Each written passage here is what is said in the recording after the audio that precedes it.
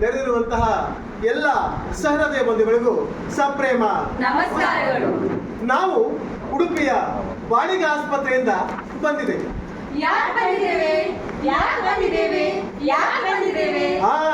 ಒಂದೊಳ್ಳೆ ಸುದ್ದಿ ತಂದಿದ್ದೇವೆ.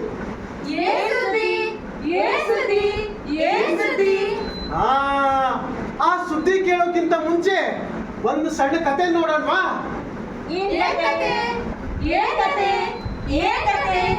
ಅದೊಂದು ಒಳಿತಿನ ಕತೆ. ನೋಡೋಣವಾ?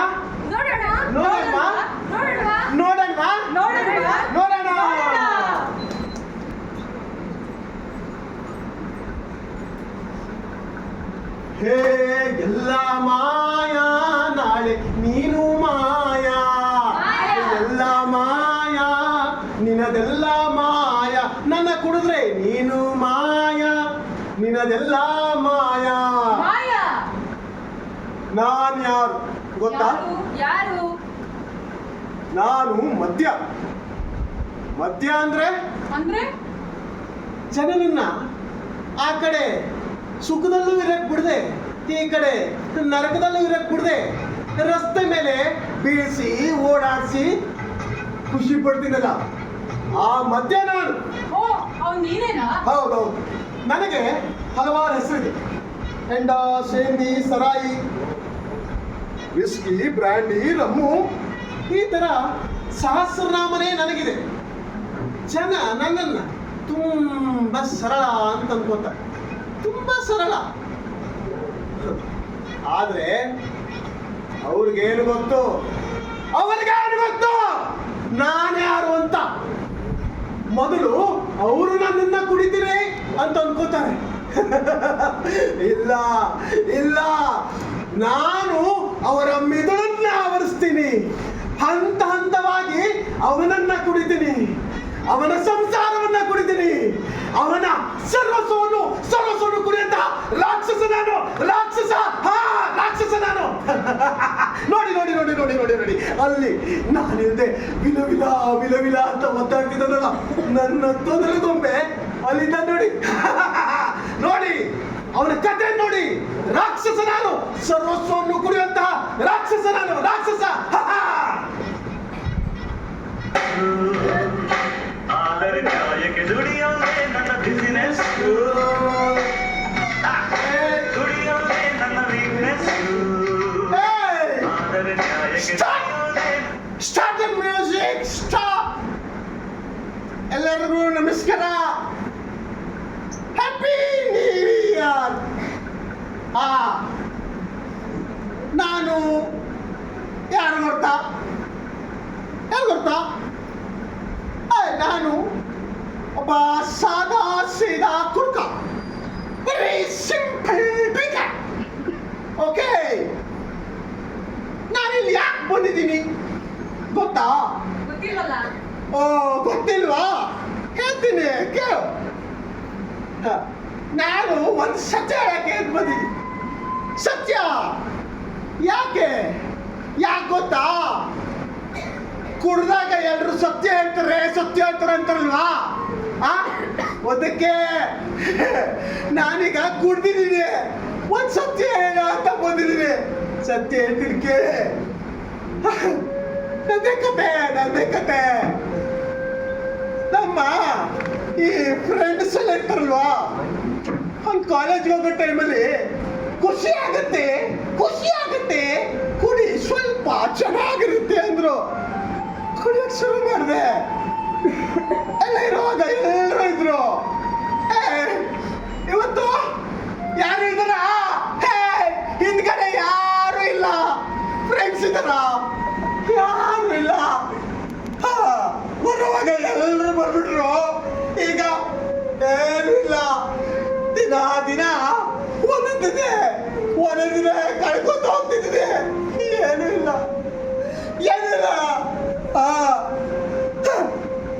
ಜಾಬ್ ಇಲ್ದಿರೋ ಹಂಗೆ ಯಾಕೆ ಪರಿಸ್ಥಿತಿ ಬಂದ್ಬಿಟ್ಟಿದ್ದೀನಿ. ಅರ್ಥ ಮಾಡ್ಕೊಳ್ಳಿ. ಏನು ಸಿಗಲ್ಲ. ದಿನ ಬೆಳಿಗ್ಗೆ ಎದ್ದ ತಕ್ಷಣ ಹೆಂಡತಿ ಒಂದೇ ದಿನ ಕಡೆ ನಾನು ಕುಡಿಯೋದು, ನಿನ್ನೆ ಒಂದೇ ದಿನ ನಾನು ಮತ್ತೆ ಕುಡಿಯಲ್ಲ, ಇವತ್ತಿಂದ ಕುಡಿಯಲ್ಲ ಅಂತೀನಿ. ಇಲ್ಲ ಆಗ್ತಾ ಇಲ್ಲ, ಆ ರಾಕ್ಷಸ ಬಿಡಕ್ಕಾಗಿಲ್ಲ. ಮತ್ತೆ ರಾತ್ರಿ ಅದೇ ಗೋಳು, ಬಿಡ್ಬೇಕು ಅನ್ಕೊಂತೀನಿ. ಕೈ ನಡಗತ್ತೆ, ಬಾಯಿ ಚೋದಲಂತೆ. ಆಗ್ತಾ ಇಲ್ಲ ಕಣ್ರೋ, ಆಗ್ತಾ ಇಲ್ಲ. ಆ ರಾಕ್ಷಸ ಬಿಡಕ್ಕಾಗ್ತಿಲ್ಲ. ಕಳ್ಕೊತಿದ್ರಿ, ಎಲ್ಲಾನು ಕಳ್ಕೊತಿದ್ರಿ, ಎಲ್ಲ ಕಳ್ಕೊತಿದ್ರಿ. ಒಂದ್ಸತಿ ನೆನ್ಪಿಟ್ಕೊಳ್ಳಿ, ನಶೆ ಮಾಡಿ ಉತ್ತರ ಆದೋನು ಯಾವನು ಇಲ್ಲ. ನಶೆ ಮಾಡಿ ಉತ್ತರ ಆದನು ಯಾವನು ಇಲ್ಲ.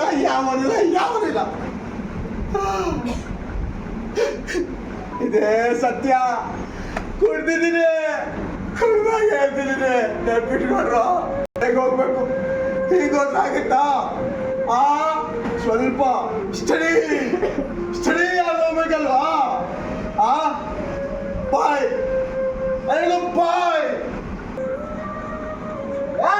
ಸಾಯ್ತ್ರೆ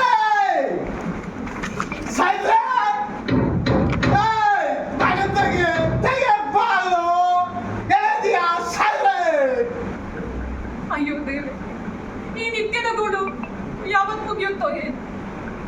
ಬೆಳಗಾದ್ರೆ ದೇವ್ರ ತರ ಇರೋರು, ರಾತ್ರಿ ಆದ್ರೆ ಈ ರಾಕ್ಷಸ ರೂಪ. ನಮ್ಮನೆ ಈ ಕುಡಿತದಿಂದ ನರ್ಕ ಆಗೋಗಿದೆ. ಯಾವತ್ ಮುಗಿಯುತ್ತೋ ಏನೋ ಈ ಕರ್ಮದ ದಿನಗಳು. ನನ್ಗಂತೂ ಒಂದು ಅರ್ಥ ಆಗ್ತಿಲ್ಲ. ದೇವ್ರೆ, ಇದಕ್ಕೆಲ್ಲ ಯಾವತ್ತಪ್ಪ ಮುಕ್ತಿ?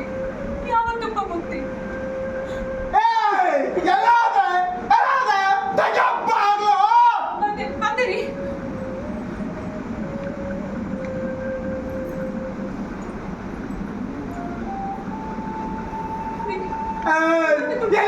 ಎಲ್ಲ ಹೋಗಿದ್ದೆ ಬರಕ್ಕೇನಾಗಿತ್ತು? ಶೈಲ ಬಿಡುದಿಲ್ಲ. ಎಲ್ಲ ಹೋಗಿದ್ದೆ ನೀನು? ಎಲ್ಲೋಗಿದ್ದೆ? ಪಾಪು ಮಲಗಿದೆ. ಎನ್ಸ್ಬೇಡ್ರಿ. ಈಗಷ್ಟೇ ಮಲಗಿದೆ ಅಲ್ಲ, ಕಾಲೇಜಿಗೆ ಕಸದಲ್ಲಿ ಕೊಳ್ಳ.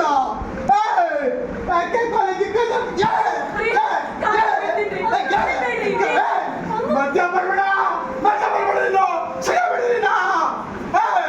ಇಬ್ಬರನ್ನ ಬಿಟ್ಟಿದೆ ಅಚ್ಚು. ಪಾಪು, ನಿಮ್ಮಪ್ಪಂದು ದಿನ ಇದ್ದಿದ್ದು ನಿನ್ಗೆ ಗೊತ್ತಲ್ವಾ? ಅಪ್ಪಂಗೆ ಊಟ ಇಟ್ಬಿಡ್ತೀನಿ, ಸರಿನಾ? ಇಲ್ಲ, ಊಟ ಮಾಡ್ಬಾರ್ದು. ಎಲ್ಲಿ ಬರೋದು? ನಾನೆಲ್ಲ ಬರಲ್ಲ. ತಗೋಬಾ, ಇಲ್ಲ ಊಟ ತಗೋಬಾ. ಇಲ್ಲ ತಗೋಬಾ, ಹೋಗ.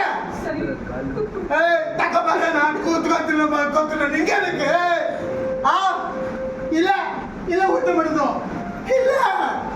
ಊಟ ಇಲ್ಲೇ ಮಾಡೋದು. ಎದ್ದೇಳ್ರಿ. ಇದೇ ಕರ್ಮ ಆಯ್ತು. ದಿನ ಬೆಳಗೋಗೋಗೆ ಹೇಳ್ತಾರೆ, ಸಾವಿತ್ರಿ ನಾನಿನ್ ಕುಡಿಯಲ್ಲ ಅಂತ.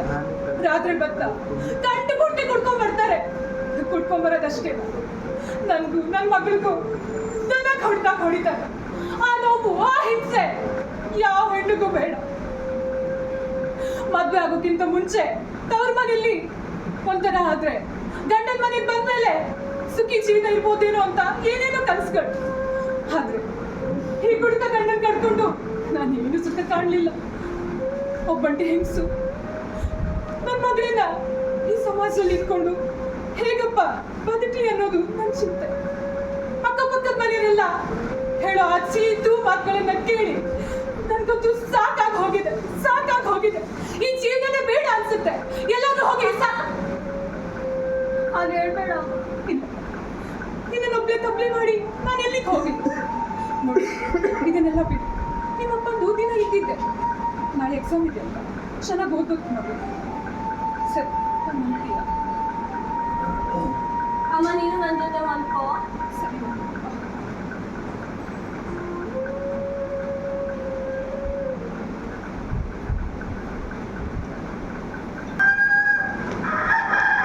ರಾತ್ರಿ ಎಲ್ಲ ಇವ್ ರಾಮಾಯಣ, ಬೆಳಗ್ಗೆದ್ದು ಇಷ್ಟೆಲ್ಲ ಕೆಲಸ ಮಾಡ್ಬೇಕು. ನಾನು ಇಲ್ಲಿ ಯಾವಾಗ ಬಂದೆ? ಇಷ್ಟೊತ್ತಿಗೆ ಬಂದೆ.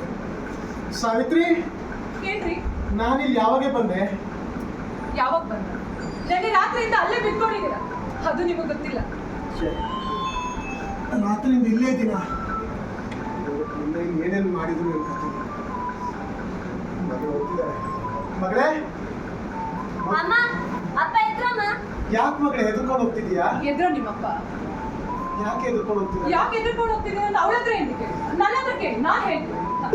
ಕುಡ್ದು ಬರೋ ನಿಮ್ಗೆ ಆ ನಶೆಯಲ್ಲಿ ಏನ್ ಮಾಡ್ತೀರ ಅಂತ ನಿಮ್ಗೆ ಗೊತ್ತಾಗುತ್ತೆ. ದಿನ ಬರ್ತೀರಾ, ಕುಡ್ಕೊಂಡ್ ಬರ್ತೀರಾ, ನಮ್ಗೆ ಹೇಗೆ ಹೊಡಿತೀರಾ ಅನ್ನೋ ಪರಿಜ್ಞಾನ ಅದು ಇದೆಯಾ ನಿಮ್ಗೆ? ಅದೆಲ್ಲ ನಿಮ್ಗೆ ಎಲ್ಲಿಂದ ಇರ್ಬೇಕು? ಹಾ ಕುಡಿತಾ, ಆ ಮಸ್ತಿ ಅದಷ್ಟೇ ಅಲ್ವಾ ನಿಮ್ಗೆ? ಅದಷ್ಟೇ ಅಲ್ವಾ ಜೀವನ? ಮನೇಲಿ ನಮ್ಮ ಪರಿಸ್ಥಿತಿ ಏನು ಅಂತ ಸ್ವಲ್ಪನಾದ್ರೂ ಗೊತ್ತಾ? ಹೇಗೆ ಗೊತ್ತಿರುತ್ತೆ? ಅಕ್ಕಪಕ್ಕದ ಮನೆಯವರು ಹೇಳೋ ಚೀಟು ಮಾತುಗಳನ್ನ ಕೇಳಿ, ಆ ಸಹನೆಲ್ಲ ಕೇಳಿ ಇನ್ನೂ ಬದುಕಬೇಕಾ ಅನ್ಸುತ್ತೆ. ಅದೆಲ್ಲ ಇರ್ಲಿ, ಮನೇಲಿ ನೋಡಿದ್ದೀರಾ? ನೋಡಿ ಅಲ್ಲಿ ಇಬ್ಬ ಸಾಮಾನೆಲ್ಲ ಎಲ್ಲಿದೆ?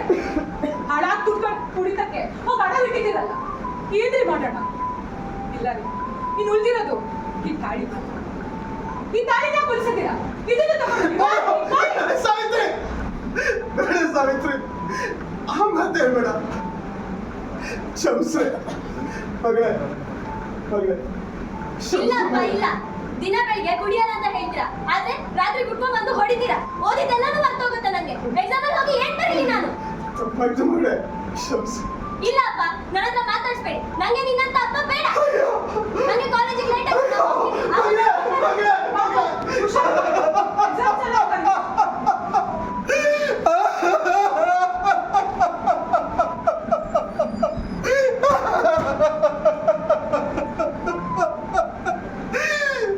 ಏನ್ ಸಿಕ್ತು ನನಗೆ ಈ ಕುಡಿದ್ರಿಂದ? ಈ ಜಗತ್ತಲ್ಲಿ ಏನ್ ಸಿಕ್ತು? ನಾನು ಏನ್ ಉಳಿಸ್ಕೊಂಡೆ? ಏನ್ ಉಳಿಸ್ಕೊಂಡೆ? ಎತ್ತು ಮಗಳೇ, ಅಪ್ಪ ನೀನು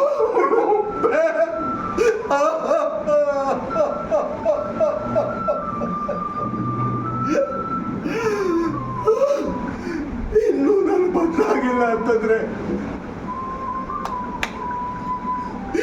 ಈ ಜನ್ಮಕ್ಕೆ ಬೆಲೆ ಇಲ್ಲ. ನಾನು ಮನುಷ್ಯ ಆಗಿರೋಕೆ ಯಾವುದೇ ಬೆಲೆ ಇಲ್ಲ. ಬದಲಾಗಬೇಕು.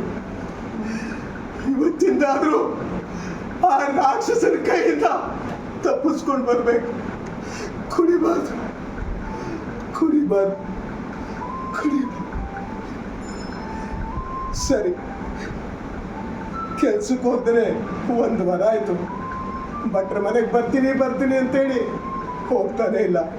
ಬಿಡ್ಬೇಕಲ್ಲ ಇವನು. ಆ ಸರಿ, ಕೆಲಸ ಇದೆಯಾ ನೋಡಿ ಬರ್ತೀನಿ. ಸಾವಿತ್ರಿ, ಒಂದ್ಸತಿ ನನಗೊಂದು ಅವಕಾಶ ಕೊಡು. ಒಂದೇ ಒಂದ್ಸತಿ ಸಾವಿತ್ರಿ. ಅವಕಾಶ ಅವಕಾಶ ದಿನ ಸಾಯೋರ್ಗೆ ಆಳೋರು ಯಾರು ಅಂತ ಆಗಿದೆ ನನಗೆ. ಸಾವಿತ್ರಿ, ಒಂದೇ ಒಂದಿನ, ಇನ್ನು ಇವತ್ತೊಂದೇ ಒಂದಿನ, ಕೊನೆ ಸತಿ ನನ್ನ ಮೇಲೆ ನಂಬಿಕೆ. ಖಂಡಿತವಾಗಿ ಬಿಡ್ತೀನಿ ನಾನು, ಖಂಡಿತವಾಗಿ ಬಿಡ್ತೀನಿ. ಒಂದೇ ಒಂದ್ಸತಿ, ಒಂದೇ ಒಂದ್ಸತಿ. ಸರಿ, ನಾನು ಕೆಲ್ಸಕ್ಕೆ ಹೋಗ್ಬೇಕು. ಸಾವಿತ್ರಿ, ಬರ್ತೀನಿ. ರೀ, ಹಾ, ನೆನ್ನೆ ರಾತ್ರಿಯಿಂದ ಏನೂ ತಿಂದಿಲ್ಲ. ಇವಾಗ ರಾತ್ರಿ ಸ್ವಲ್ಪ ತಿಂಡಿ ನಾನು ತಿಂಡಿ ತಿನ್ನಕ್ಕಿದೆ ಸಮಯ ಅಲ್ಲ ಸಾವಿತ್ರಿ. ಬಟ್ಟೆಲ್ಲಾದ್ರೂ ಹೋದ್ರೆ ಅಯ್ಯೋ ಕೆಲ್ಸನೂ ಸಿಗಲ್ಲ. ಒಂಚೂರು ಪಾರಾದ್ರೂ ಸಿಕ್ತಿತ್ತೇನೋ, ಅದು ಸಿಗೋದಂಗಾಗ್ತದೆ. ನಮ್ ಕೇಳು ಸಾವಿತ್ರಿ, ಇವತ್ತೊಂದಿನ ನಮ್ ಕೇಳು. ಬರ್ತೀನಿ ಸಾವಿತ್ರಿ. ಅಲ್ಲ ರೀ, ರೀ ಇಲ್ಲ ಸಾವಿತ್ರಿ, ಬರ್ತೀನಿ. ಏನು ಗೊತ್ತಿಲ್ಲ, ದಿನ ಇದೇ ಆಶಾಭಾವನೆ ಇಟ್ಕೊಂಡು ಕಾಯ್ತಾ ಇರ್ತೀನಿ. ಅದೇನೇ ಬಂದ.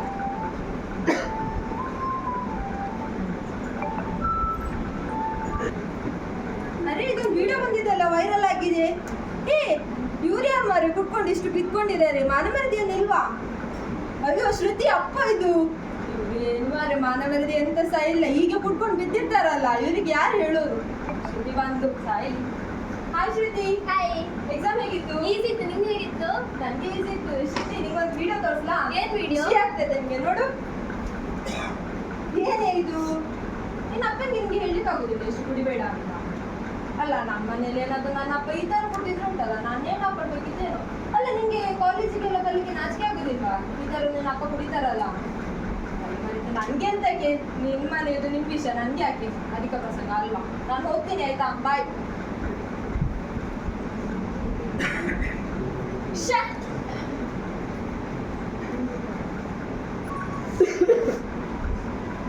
ಭಟ್ರೆ ವಿವೇಕಲ್ಲ ಅಲ್ಲ ರವಿ, ನೀನು ಅಮಾವಾಸ್ಯೆ ಹುಣ್ಣು ಬಂದರೆ ಯಾವುದೇ ಹೆಸರು ನೆನಪಿರ್ತದೆ. ಇವಾಗ ನೋಡು, ನಮಗೆ ವರ್ಕ್ ಫ್ರಮ್ ಹೋಮ್ ಇರೋದ್ರಿಂದ ನಾನು ಹಳ್ಳಿ ಕಡೆ ಸ್ವಲ್ಪ ತೋಟವನ್ನು ನೋಡ್ಕೊಳ್ಳೋಣ ಅಂತ ಹೇಳಿ ಬಂದಿದ್ದೀನಿ. ಇವತ್ತು ನನಗೆ ಮೀಟಿಂಗ್ ಇದೆ, ಹೋಗಲೇಬೇಕು. ಮೊನ್ನೆಯಿಂದ ನೀನು ಈ ಥರ ಬರ್ತೀನಿ ಅಂತ ಕೈ ಕೊಟ್ಟು ನಮ್ಗೆ ಆ ಕಡೆ ಮೀಟಿಂಗ್ ಇಲ್ಲ, ಈ ಕಡೆ ಇಲ್ಲೂ ಕೆಲಸ ಮಾಡೋಕ್ಕಾಗೋದಿಲ್ಲ. ಸ್ವಲ್ಪನಾದರೂ ಪರಿಚಯ ಬೇಡನೆ ನನಗೆ. ಇವತ್ತು ನಾನು ಖಂಡಿತ ಎಲ್ಲ ಕೆಲಸ ಮಾಡ್ತೀನಿ. ಇವತ್ತು ಇಲ್ಲೇ ಇರ್ತೆ, ನಂಗೊಂದು 200 ರೂಪಾಯಿ ಕೊಡಿ ಸಾಕು, ಇಡೀ ದಿನ ನಾನು ಕೆಲಸ ಮಾಡಿ. ಇದೇ ನನಗೆ ಇಷ್ಟ ಆಗೋದಿಲ್ಲ. 200 ರೂಪಾಯಿ ಅಂತ ಹೇಳಿದ್ರೆ ನೀನು 2 ಗಂಟೆಯಲ್ಲಿ ಹೊರಟೋಗ್ತೀಯ, ಅದು ಕನ್ಫರ್ಮ್. ಅದು ದಿನದ ಇಡೀ ಇದು ತಗೊಳ್ತೀಯ, ಸಂಬಳ ತಗೋತೀನಿ ಅಂತಂದ್ರೆ ನೀನು ದಿನ ಇಡೀ ಕೆಲಸ ಮಾಡ್ತೀಯ ಅಂತ ಅರ್ಥ ಆಗುತ್ತೆ. ಈ ಥರ ಮಾಡಿದ್ರೆ ಮತ್ತೆ ಮನೆಗೂ ಹೋಗೋದಿಲ್ಲ, ನೀನು ಏನು ಇಲ್ಲೂ ಕೆಲಸ ಮಾಡೋದಿಲ್ಲ, ಇಡೀ ದಿನ ಅದೇ ಮಾಡ್ತಾ ಇದ್ದೆ. ಏನಯ್ಯ ಹೇಳೋದು? ಇವತ್ತೊಂದಿನ ಅವಕಾಶ ಕೊಡಿ. ಕುಡಿಯುವುದಿಲ್ಲ, ಇವತ್ತೊಂದಿನ ಅವಕಾಶ ಕೊಡಿ. ಹೋಗ್ಲಿ ಬಿಡು, ಇವತ್ತೇನು ನೀನು ಕುಡಿದು ಬಂದಿಲ್ಲ, ಅದರಿಂದಾಗಿ ಆ ಒಂದು ನಿಯತ್ತಿನ ಮೇಲೆ ನಾನೊಂದು ನಂಬಿಕೆ ಇಟ್ಕೊಳ್ಳಿ ಇವತ್ತು. ಮತ್ತೆ ನೀನು ಇದೇ ತರ ಕುಡಿದೇ ಇರ್ತೀಯ ಅಂತಂದ್ರೆ ನಮ್ಮಲ್ಲಿ ಕೆಲಸ ಯಾವತ್ತೂ ಇರುತ್ತೆ, ಆಯ್ತಾ? ಮತ್ತೆ ಬದಲಾಗೋಕೆ ಒಂದು ಅವಕಾಶ ಯಾವಾಗ ಬರುತ್ತೆ ಯಾರಿಗೆ ಗೊತ್ತು. ಇದೇ ನಿಮ್ಗೆ ಬದಲಾಗೋ ಅವಕಾಶ ಯಾಕಾಗಿರ್ಬಾರ್ದು ಅಲ್ವಾ? ಅದಕ್ಕೋಸ್ಕರ ಇವತ್ತು ನಿಮಗೆ ನಿಜವಾಗ್ಲೂ ನನಗೂ ಅವಶ್ಯಕತೆ ಇದೆ, ನಿಮಗೂ ಅಗತ್ಯ ಇದೆ. ಈ ಒಂದು ಮ್ಯೂಚುವಲ್ ಇದರಲ್ಲಿ ಒಂದು ಕೆಲಸ ಮಾಡು, ನಾನು ನಂದು ಮೀಟಿಂಗ್ ಮುಗಿಸ್ಕೊಂಡು ಬರ್ತೀನಿ ಸಂಜೆ 5 ಗಂಟೆಗೆ. ಅಲ್ಲಿವರೆಗೆ ಮನೆ ಕಡೆ ತೋಟ ಎಲ್ಲ ನೋಡ್ತೀನಿ. ಸರಿ. ಸಂಜೆ ಬಂದ್ಮೇಲೆ ನಿಮ್ ಸಂಬಳ ಕೊಡ್ತೀನಿ. ಆಯ್ತು ಬಿಡಿ. ಮತ್ತೆ ನೇರ ಮನೆಗೆ ಹೋಗಿ. ಸರಿ ಬಟ್ಟೆ, ಖಂಡಿತ ನೀವು ಹೇಳ್ದಂಗೆ ಮನೆಗೆ ಹೋಗಿ. ಆಯ್ತು, ಹಂಗಾರೆ ನೀವು ಕೆಲಸ ನೋಡ್ಕೊ, ನಾನು ನಂದು ಮೀಟಿಂಗಿಗೆ ಹೊರಡ್ತೀನಿ. ಹಾಂ ಸರಿ ಬಿಡಿ. ಸರಿ ಆಯ್ತು. ಎಷ್ಟೋ ದಿನದ ನಂತರ ಕೈಗೊಂದು ಕೆಲಸ ಸಿಕ್ತು. ಇವತ್ತಿನ ಎದುರು ಕಳ್ಕೊಂಡ್ರೆ ಮುಂದೇನು ಇರಲ್ಲ. ಕೊನೆ ಪಕ್ಷ ದಿನ ಬಾ ಅಂತಂದು ಕುಡಿದ್ರೆ ಬಂದು ಬರಬೇಕು, ಕೆಲಸ ಮಾಡಿ. ಸರಿ, ಇವತ್ತಿನ ಕೆಲಸ ಮುಗಿಸ್ಬಿಡ್ತೀನಿ. ಏನಾದ್ರು ಸಿಹಿ ಮಾಡ್ಬೇಕು. ಅಮ್ಮ ಅಮ್ಮ, ಪಾಪು ಬಂಗೇನೆ, ಹೇಗಿತ್ತು ಎಕ್ಸಾಮ್? ಚೆನ್ನಾಗಿ ಬರ್ತೀಯಾ? ಎಕ್ಸಾಮ್ ಕತೆ ಬಿಡಮ್ಮ. ಇವತ್ತು ಕಾಲೇಜಿಂದ ಬರ್ಬೇಕಾದ್ರೆ ಏನಾಯ್ತು ಗೊತ್ತಾ? ಏನಾಯ್ತು ಪಾಪು? ನನ್ನ ಫ್ರೆಂಡು ಅಪ್ಪಂದು ಕುಡ್ದಿರೋ ವಿಡಿಯೋನ ತೋರಿಸ್ಕೊಂಡು ಆಡ್ಕೊಂಡು ನಗ್ತಿದ್ಲಮ್ಮ. ವಿಡಿಯೋ ಏನೇ ವಿಡಿಯೋ? ಅಪ್ಪ ಕೊಟ್ಟಿರೋದನ್ನ ಯಾರೋ ವಿಡಿಯೋ ಮಾಡಿ ಇಂಟರ್ನೆಟ್ ಅಲ್ಲಿ ವೈರಲ್ ಮಾಡಿಬಿಟ್ಟಿದ್ದಾರೆ. ಅದನ್ನ ಅವಳು ನಂಗೆ ತೋರಿಸ್ಕೊಂಡು ಆಡ್ಕೊಂಡು ನಗ್ತಿದ್ದು. ನಂಗೆ ಎಷ್ಟು ಅವಮಾನ ಆಯ್ತು ಗೊತ್ತಾ? ಏನೇ ಹೇಳ್ತಿದ್ದೆ ಪಾಪು? ನಿಮ್ಮಪ್ಪ ಹೀಗೆಲ್ಲ ಮಾಡಿದ್ರ? ಅಕ್ಕಪಕ್ಕದ ಮನೆಯವರೆಲ್ಲ ಚೀತು ಅಂತ ಹೇಳಾಯ್ತು. ಇನ್ನು ಲೋಕನೇ ನೋಡಿ ಆಡೋ ತರ ಮಾಡಿದ್ರ? ಆ ಬೀದಿ ಮನೆ ಅಂಗಡಿಯವರು ಏನಾದ್ರು ಸಾಮಾನ್ ತರಕ್ ಹೋದ್ರೆ ನಿಮ್ಗೆ ಹೇಗಮ್ಮ ಕೊಡ್ಲಿ? ನಿಮ್ ಗಂಡ ನೋಡಿದ್ರೆ 20 ಹಣೆಲ್ಲ ಆ ಹೆಂಡಕ್ ಹಾಕ್ತಾರೆ, ನೀವು ಆ ಸಾಲನೆಲ್ಲ ತಿನ್ನಿಸ್ತೀರಾ ಅಂತಾನೆ. ಈ ಅಪ್ಪ ಯಾಕಮ್ಮ ಹೀಗ್ ಮಾಡ್ತಾರೆ? ನಿಮ್ಮಪ್ಪ ಮುಂದೆ ಹೀಗಿರ್ಲಿಲ್ಲ. 2-3 ತಿಂಗಳ ಹಿಂದೆ ದುಡ್ಡು ವಾರಾಂತ್ಯದಲ್ಲಿ ನನ್ನ ಕೈ ತಂದು ಸಂಬಳ ಕೊಡೋದು. ಸಾವಿತ್ರಿ, ಈ ಸಂಬಳ ಇಟ್ಕೊಂಡು ಮನೆ ನಡೆಸೆ, ಪಾಪನ್ ಚೆನ್ನಾಗಿ ಓದಿಸ್ಬೇಕು, ದೊಡ್ಡ ವ್ಯಕ್ತಿ ಮಾಡ್ಬೇಕು ಅಂತ ಏನೇನೋ ಕನಸುಗಳು. ಆ ಕನಸುಗಳೆಲ್ಲ ಇವಾಗ ಎಲ್ಲಿ ಮಾಯ ಆಗಿದ್ಯೋ ಇವು. ಆ ಜವಾಬ್ದಾರಿ ಅಂತೂ ಈಗ ಮಣ್ಣೆ ಸೇರೋಗಿದೆ. ಇದನ್ನೆಲ್ಲ ನೋಡ್ಕೊಂಡು ಇನ್ನೆಷ್ಟು ದಿನ ಸಹಿಸ್ಕೊಂಡು ಈ ಸಮಾಜದಲ್ಲಿ ನೀನು ಹಿಡ್ಕೊಂಡು ಮಾಡ್ಲೋ ನನ್ಗಂತೂ ಗೊತ್ತಿಲ್ಲ. ಅದನ್ನ ಚೆನ್ನಾಗಿ ಎಕ್ಸಾಮ್ ಬರ್ತಿದ್ದೆ ಅಂತ ಏನಾದ್ರು ತಿನ್ನೋದು. ಈ ಕುಡಿತ ನನ್ನ ಪಾಪು ಮೇಲೆ ಇನ್ನೇನು ಪರಿಣಾಮ ಬೀಳುತ್ತೋ ನನಗೊಂದು ಅರ್ಥ ಆಗ್ತಿಲ್ಲ. ಸಾವಿತ್ರಿ, ಸಾವಿತ್ರಿ, ಸಾವಿತ್ರಿನ ನಿಮ್ಮ ಅಪ್ಪ ಕರ್ದಂಗಾಯ್ತಲ್ವಾ? ಆದ್ರೆ ಇಷ್ಟ ಬೇಕನಮ್ಮ? ಹೌದು ಕಣೆ, ದಿನ ರಾತ್ರಿ 10:30 ಮೇಲೆ 11 ಗಂಟೆಗೆ ಈ ವಾಯ್ಸ್ ಕೇಳೋದು. ಇವತ್ತು 6:30ಗೆ ಇರು ನೋಡ್ಕೊಂಡು 6:30ಗೆ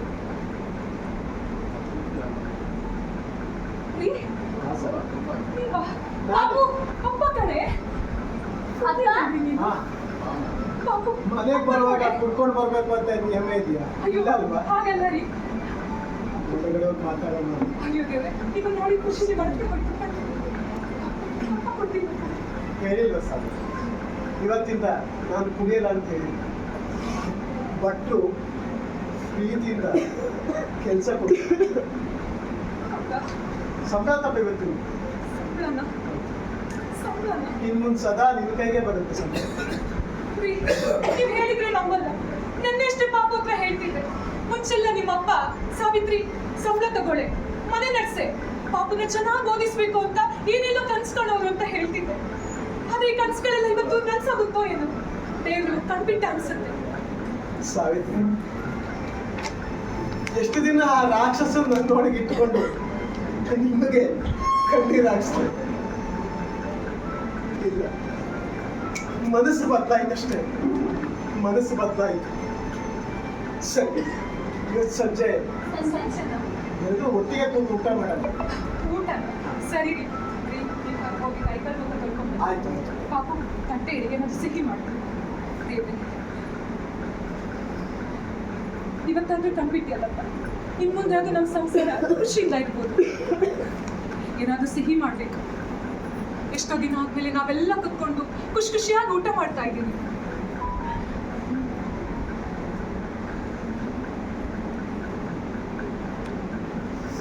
ಅಪ್ಪ ಅಪ್ಪ ಅಪ್ಪ ಅಮ್ಮ ಅಪ್ಪ ಹೇಗೆ ಆಡ್ತಿದಾರಮ್ಮ? ಅಯ್ಯೋ ರೀ, ಏನೇ ಆಯ್ತು ನಿಮ್ಗೆ? ಯಾಕೆ ಹೀಗೆ ಆಡ್ತಾ ಇದ್ದೀರಾ? ಏನಾಯ್ತು ಪಾಪ ನಿಮ್ಮ ಅಪ್ಪಗೆ? ಈಗಷ್ಟೇ ಚೆನ್ನಾಗಿದ್ರಲ್ಲೇ. ಹೋಗಿ ರಮೇಶನ್ನ ಕರ್ಕೊಂಡು ಹಾಸ್ಪಿಟ್ಲಿಗೆ ಹೋಗ್ಬಿಡು. ರೀ, ಏನೇ ಆಯ್ತು? ಯಾಕೆ ಹೀಗೆ ಆಡ್ತಿದ್ದೀರಾ ರೀ? ಯಾಕ್ರಿ ರೀ? ಎದ್ದೇಳ್ರಿ ರೀ.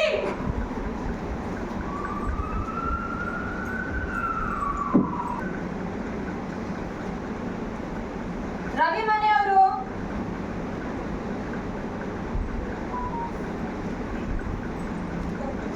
ರಮೇಶ್ ಅವರು ಹೇಗಿದ್ದಾರೆ? ಹೆದರುವಂತಹದ್ದು ಏನೂ ಆಗಿಲ್ಲ ಅಮ್ಮ, ಅವರು ಆರಾಮಾಗಿದ್ದಾರೆ. ಇದು ಕುಡಿತ ಬಿಟ್ಟಾಗ ಉಂಟಾಗುವ ಲಕ್ಷಣಗಳು. ಒಂದು ಫಿಟ್ಸ್ ಬರೋದು, ಮತ್ತೆ ವೀಕ್ನೆಸ್ ಆಗೋದು, ಕೈಕಾಲು ನಡ್ಗೋದು, ಮತ್ತೆ ಯಾರೋ ಬಂದಂಗೆಲ್ಲ ಕೇಳೋದು, ಯಾರೋ ಹೊಡೆದಂಗಾಗೋದು, ಹಗ್ಗವನ್ನು ನೋಡಿ ಹಾವು ಹಾವು ಅಂತ ಹೇಳುವುದು, ಇದೆಲ್ಲ ಡೆಲಿರಿಯಂಗಳ ಲಕ್ಷಣ. ಅಂದರೆ ನಡುಕ ಸನ್ನಿ ಅಂತ ಹೇಳ್ತೇವೆ. ಅರ್ಥ ಆಯ್ತಾ ನಿಮಗೆ? ಹಾಗೇನೆ ಈಗ ಅವರಿಗೆ ಟ್ರೀಟ್ಮೆಂಟ್ ಅನ್ನು ನಾನು ಕೊಟ್ಟಿದ್ದೇನೆ. ಇನ್ನು ಮುಂದಕ್ಕಾದರೂ ಕುಡಿತ ಮಾಡದ ಹಾಗೆ ನೋಡಿಕೊಳ್ಳಿ. ಹಾಗೇನೆ ಸರಿಯಾದ ಸಮಯಕ್ಕೆ ಫಾಲೋಪಿಗೆ ಕರೆದುಕೊಂಡು ಬನ್ನಿ. ತಿಳಿದೆ? ಸರಿ. ಮಗಳೇ, ಎಲ್ಲಿದ್ದೀರ? ಇಲ್ಲಿದ್ದೀವಿ. ಸಾವಿತ್ರಿ, ಹಾ ರೀ. ನಿಮ್ಗಳ ಪ್ರೀತಿಯಿಂದ, ವೈದ್ಯರ ಸಹಾಯದಿಂದ ಕುಡ್ತಾ ಬಿಟ್ಟು ಇವತ್ತಿಗೆ 1 ವರ್ಷ ಆಯ್ತೆ. ಹೌದು, ಎಷ್ಟು ಸುಖವಾಗಿದೆ ಅಲ್ವಾ ನಮ್ಮ ಜೀವನ? ಖಂಡಿತ. ಆ? ಅದಕ್ಕೆ ಲಕ್ಷ್ಮೀನರಸಿಂಹ ದೇವಸ್ಥಾನದಲ್ಲಿ ಪೂಜೆಗೆ ಹೇಳಿದ್ವಿ. ಪೂಜೆ ಮಾಡಿಸ್ಕೊಂಡು ಎಲ್ಲರೂ ಬಟ್ಟೆ ತಗೊಂಡು ಬರೋಣ. ಅಪ್ಪ ಗೋಪಿ ಇಲ್ಲ ಅನ್ನಕ್ಕಾಗತ್ತಾ ಮಗಳೇ? ಸರಿ, ಹೊರಡಮ್ಮ. ಸರಿ. ಸರಿ.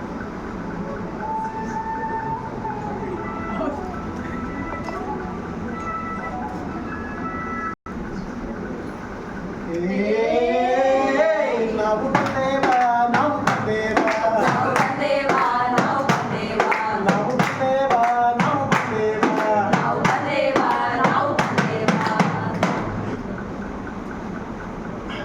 ಸಾರದೆ ಬಂಧುಗಳೇ, ಇಲ್ಲಿ ತನಕ ಒಂದು ಒಳ್ಳೆಯ ಕಥೆಯನ್ನ ಹೇಳ್ತೀವಿ ಅಂತ ಹೇಳಿದ್ವಿ ಅಲ್ವಾ? ಕತೆ ಚೆನ್ನಾಗಿತ್ತಾ? ಚೆನ್ನಾಗಿತ್ತಾ? ಚೆನ್ನಾಗಿತ್ತು.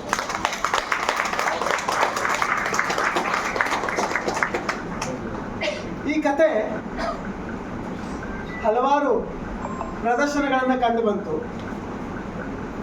ಇವತ್ತು ನಾವು ಸಂಪೂರ್ಣವಾಗಿ ಒಂದು ಟೀಮ್ ಆಗಿ, ಈ ಕಥಾತಂಡವಾಗಿ ನಿಮ್ಮ ಬಳಿ ಕೇಳ್ಕೊತಾ ಇರೋದೊಂದೇ, ಮದ್ಯ ವ್ಯಸನ ನಮ್ಮನ್ನ ಗೊತ್ತಿಲ್ಲದೊಳಗಡೆ ಹೇಳ್ಕೊಡುತ್ತೆ. ಹಂತಂತ ಪ್ರತಿ ವ್ಯಸನೂ ಅದೇ ಥರ ಹೇಳ್ಕೊಡುತ್ತೆ. ಆದರೆ ಅದನ್ನ ಖಂಡಿತ ಬಿಡೋದಕ್ಕೆ ಸಾಧ್ಯತೆ ಇದೆ.